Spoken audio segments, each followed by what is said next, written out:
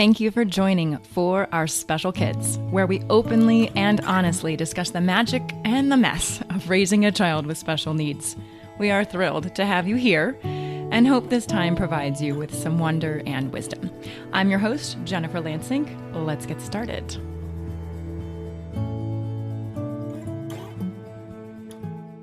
At the end of this interview, Noelle thanks us for staying open. I have to agree. In this episode, I'm asking you to release some of your preconceived notions about what you think is that voice in your head. In a recent review of our show, Jolena wrote, Jen has really found a sweet spot of intersectionality that pulls in listeners of all walks of life. Whether you're a parent, caregiver, lover of all things esoteric, or someone who loves the crossroads of where the esoteric and scientific meet, you've got to give this one a listen. Well, thank you, Jolena, for that perfectly timed review, because this episode is definitely going to challenge a few of you to look deeper into that intersection of the esoteric and the science. Your reviews are read daily, and they do truly make a difference. So please take a moment, if you'd like what we're doing, to give us a positive review wherever you listen. Thanks again. I hope you enjoy. And as always, let me know what you think.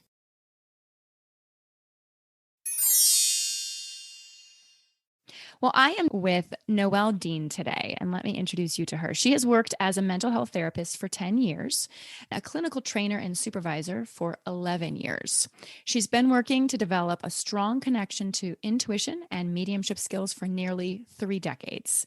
She is trained in Reiki Level 2, hands-on healing, and medical intuition. Noelle's intention is to empower people to find their way through fear, self-doubt, and disbelief to be more fully conscious and connected to their intuition, their mediumship abilities, and their spiritual team. Through her website, connectingwithnoelle.com, her offerings include mediumship intuitive readings, an ego or higher self interview, spiritual empowerment coaching, or developing intuitive awareness and mediumship classes she intuits and facilitates. She does live currently in San Diego, but was transplanted from the East Coast. I love it that you said you're a loving cat mom and wife. Perfect. Well, Noelle, thank you so much for joining us. There's so many questions that I have for you. Oh, it's a joy to be here. Thanks, Jen. Well, there's so much that we could dive into, but I think what I'd love to do is focus on what you have on your website called the Ego or Higher Self Interview. It's important for us to talk about how you receive messages, how this stuff works for you. So briefly explain maybe how that started when it first came into your understanding, and then how it's progressed for you. Yeah, so I have been developing mediumship skills over, almost 3 decades. And look, during COVID, when it first started, I had a pretty significant death in my friend family, chosen family. And I was just kind of in a weird place. And anyway, ended up in a mediumship class where the person leading the class was saying, when you do a reading, get your ego out of the room. We all know about the concept of ego. We've heard about it in a lot of different contexts. There's, Freud, ego, superego, and id, and it's that part of your personality.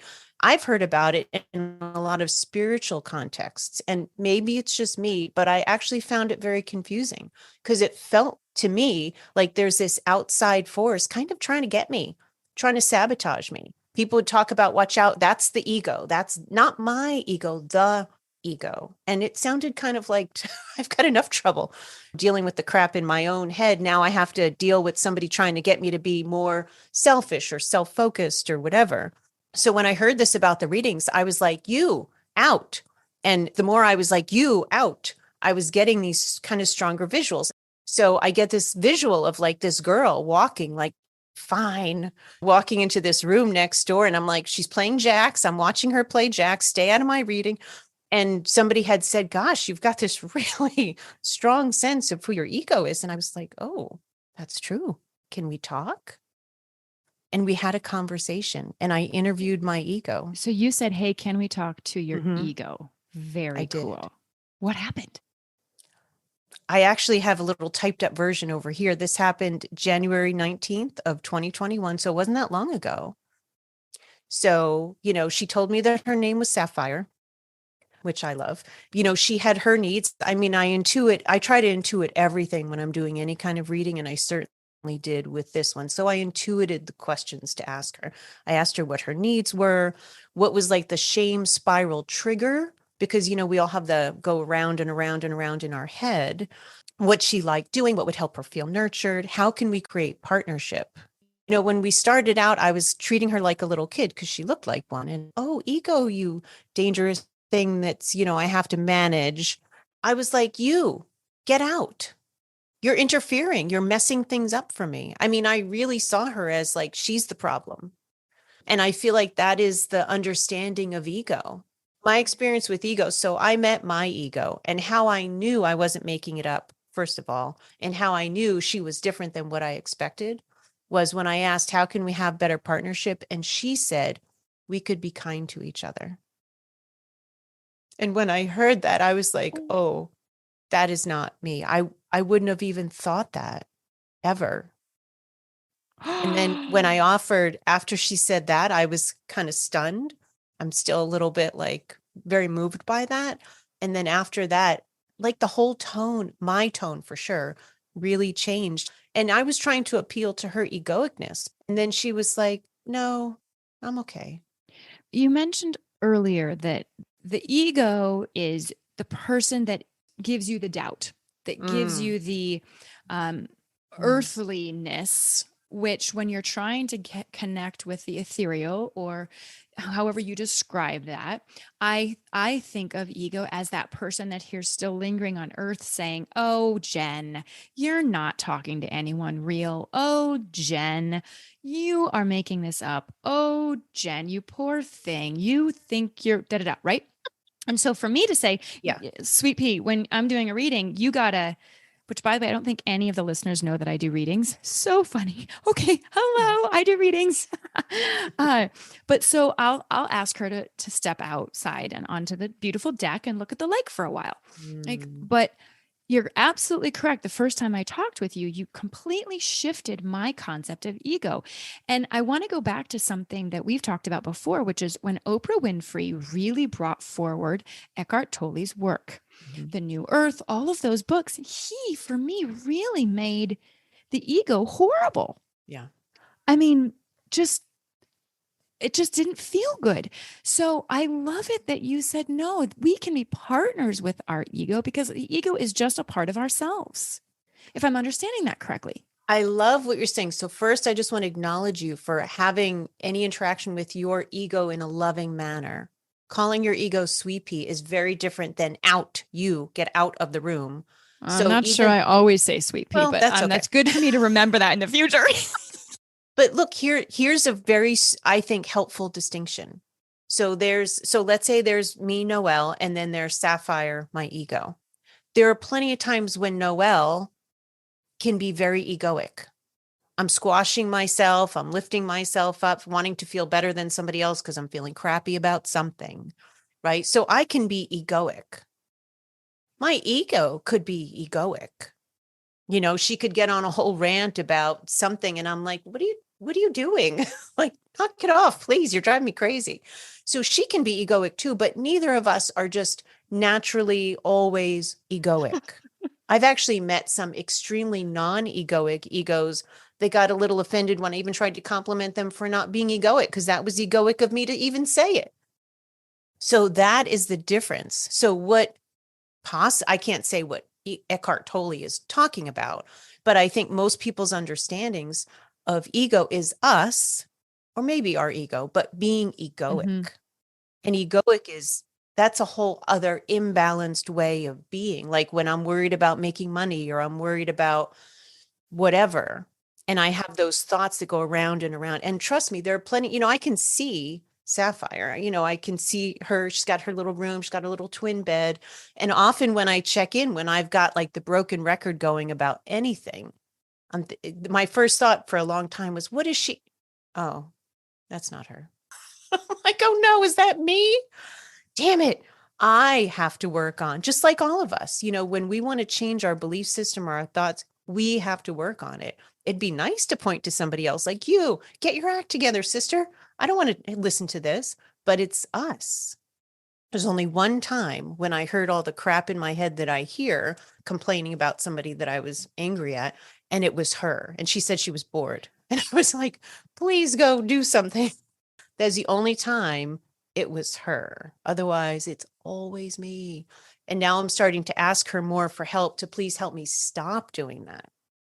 Okay, so you probably just had some people jump off the woo woo diving board because they are Mm, probably going, "What is Noelle talking about?" So, and yeah, it's because I this get that. is very spiritual. This is very otherly. This is Yeah. very, woo woo isn't bad for me. People sometimes say woo woo derogatorily, and I don't. I think woo woo is amazing and lovely. However, Yeah. certain people do think that's a derogatory word, but you're talking about Mhm. things that what I'm hearing is that you can empower us to work more with our ego so that we can be better parents, so that we can be better individuals, so that we can be better Yeah. spouses, friends, siblings, daughters, etc. If you were to be in the position of a parent, how right now, if you just put yourself in the parent's head, right? How does Mhm. working with your ego help you be a better parent, whether or not you have a child with special needs or not? Totally get that. And in listening to your podcast episodes, you were mentioning in one I was listening to the other day about how, and I mean, I think all parents have this, but probably even more for, parents of special kids, is do you ever feel like you do enough? That would be a big fat no. Right. I'm not in your situation, but I have that. I've had that for a long time. I know plenty of other people that have that too, the never enough thing. And it's tricky because there's no one answer fits all. If somebody is interested in really connecting with their ego, then an ego reading slash interview could be a great idea to get to learn about who that being is and more about them. Because the more real they are in your mind, the easier they are to relate to. And then it's probably easier to ask for help. So you're saying that would maybe be the first thing to do once we're introduced to our ego, to then sit in meditation perhaps and say, okay, I want to connect with my ego, whomever you tell me that person is, or I feel that person is, and then just say, hey, how can I be a better parent? How can we live in partnership to where you can give me little signs or nods or song lyrics, Mm-hmm. right? To help me be a better Mm-hmm. parent, to help me be a better human being. Is that what I'm hearing?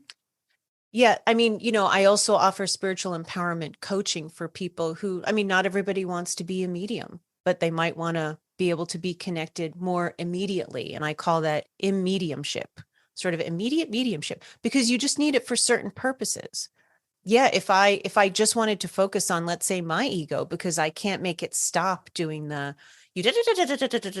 the things I haven't done yet, and I just want some peace. Now, I'm assuming again that's my ego, so I'm even as I'm saying it, I realize I'm falling into that trap yet So, still.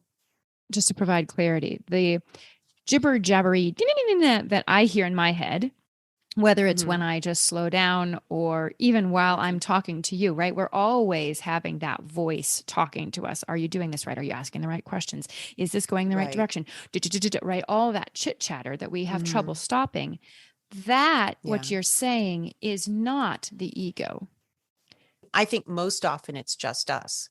I think part of what I have found the most helpful, and I think other people are too, that I'm doing the interviews with, is they can recognize they actually have support, partnership, and love from this spiritual being that's a part of their spiritual team, just like their higher self, or possibly like a guardian angel or a grandmother in spirit that's really here to support us.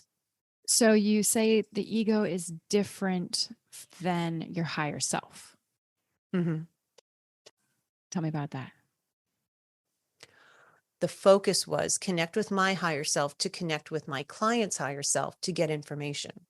So my higher self is like a conduit to information, where I feel like my connection with my ego, because it's so unexpected and sort of like this unexpected cheerleader, is like how I like to think of them. And I'm just going to say to everybody listening, if you think you hear things from other sources, let's say other people or beings or whatever, and you're not quite sure, when it's something that's really unexpected, I think you should just consider that validation.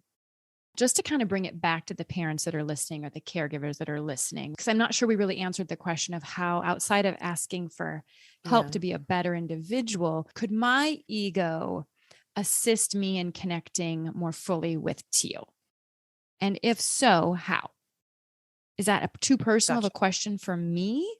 Or could every parent ask that question? Like, hey, how can I better connect with my child? I assume I have your permission to talk with your ego. Okay. Let me give you an Yeah. audio. Yes, you do. Okay. So I just asked if I could connect with your ego. And I just asked 3 times, can Jen's ego, can I connect with you? I just said it 3 times. That's how I connect with people's egos. And what I get is that you could get support from your ego to beat yourself up less. Now, how that will look or feel for you, I'm not sure. Okay, so I could get support for, I giggled because I'm like, oh, every parent's going to be like, oh, anything to do that. So what you're Yeah. saying is I could reach out to her and have her help me beat myself up less. And she might do things like what? Well, how about this? Try on that she's like this, that she's your cheerleader, but she could be a reality check for you. And let's say for this moment that her name is Barbara. So maybe you connect with Barbara when you feel like the broken record happening, or I like to call it more like traffic, when the traffic is really bad in my head. I want to reach out and be like, Sapphire, help. You could say, Barbara, did I mess that up? Did I really mess that up? And see what you can feel. It might even just be like a comforting feeling that you can get from her. Or I'm getting that you have clairaudience. So listen, maybe there's a little bit of a song lyric that can come through. If she knows you're listening, it's like any kind of mediumship, which I'm sure you're learning and doing readings. The more you pay attention to the signs that you get, the more they're like, hey, she's listening, keep going. Mm-hmm. And you can get, so, or if you're clairvoyant, there are signs that you can Mm-hmm. see, like I see Mm-hmm. words.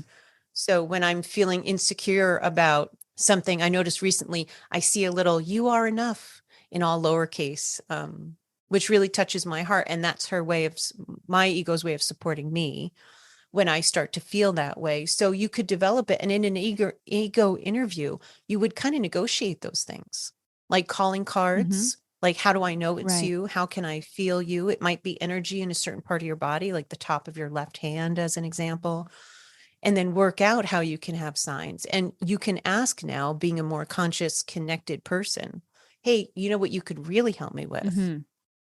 And ask for help because they're here to support us. This is a fascinating conversation. And I would like to have you back on so that we could talk more about how to fully step into that. But just to do a quick summary, because it's a lot of information, but I think what I'm hearing is, first of all, just even acknowledging that our ego is there, or having an awareness that there is that person who knows us best, that is here to Mm-hmm. support us and cheer us and somewhat protect us, like as you were saying. And that if we choose to, we can listen more carefully. And I say listen, but that's only because that's one of the clairs that we've talked about. And people can go back to the intuitive parenting episode with Denise Corral. It's, I think, episode 3, maybe, about intuitive parenting. And she goes through the clairs. But that's one clair that you could ask for assistance with. But you could also say, show me more signs, help me understand. And an interview with you would help us provide clarity on that. So then we could move forward and ask those key questions, like, how can I help myself feel more supported as a parent? How can I understand what is best for my child? How can I better understand my actions and how they're affecting my child? Can you assist me in choosing better actions? Things like that. Having additional clarity. Okay. Yes. Yes. I just want to share. So the first ego interview I did was on somebody that I had been doing some spiritual work with. And her ego said that part of what their job to do together is to parent her child. Now, he doesn't have special needs. I mean, he's a beautiful, brilliant light. He's special in his own way. It was interesting because this person, or this woman, was like a trail runner, somebody who would go on like 50-mile run and be gone and in the woods, no protection, no camping. And ever since she got pregnant, she would have horrible nightmares about going to do, she just could not go anymore. And she was like, I loved doing that. I haven't done it in years now. And that was one of the ways that her ego was protecting her, saying, look, I know your top priority person was parenting your child, and you're taking a big risk by going into the woods. So that's why I've kind of inserted myself into giving you these nightmares, because it's our collective job to raise him. And I don't know about these risks you're thinking about taking. And we actually had a negotiation. And then after that, I don't know that she's done one of those runs since, but she felt like, now I feel like I can. Oh, fascinating. Okay. So we are Yeah, just at the tip of the iceberg of all I this, aren't know. we?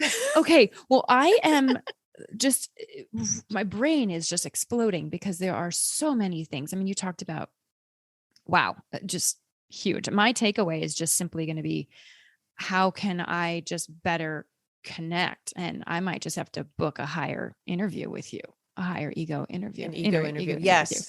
Okay. How can Yeah. people find you? I know I mentioned your website, which is Yes. connectingwithnoelle.com. Is that the best way for them to reach you? Connectingwithnoelle.com. That really is. I mean, I can also, I also have an email, connecting with Noelle, and it's Noelle @gmail.com. And I also have a phone number, if anybody still uses those, is 619-356-3517. I love that. I don't know And anyone that calls people these days, but that's just fantastic that yeah, you just gave your phone number out to everyone. We'll put that all in the show notes. That's wonderful. And I do ask a closing question, which it is, what is one word that you would use to describe a child with special needs?